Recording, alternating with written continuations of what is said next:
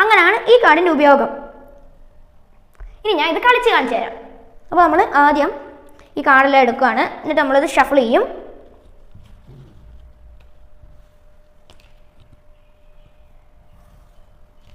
അപ്പോൾ നമ്മളിത് ഷഫിൾ ചെയ്യാൻ പോവുകയാണ്. ഓക്കെ, നമ്മൾ ഷഫിൾ ചെയ്തു. ഇനി നമ്മൾ ഇത് ഇടാൻ പോവുകയാണ്.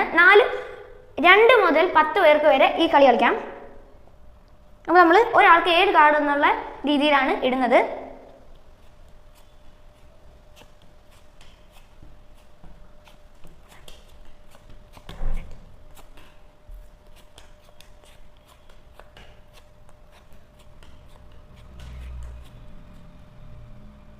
അപ്പോൾ നമ്മൾ ഇട്ടു.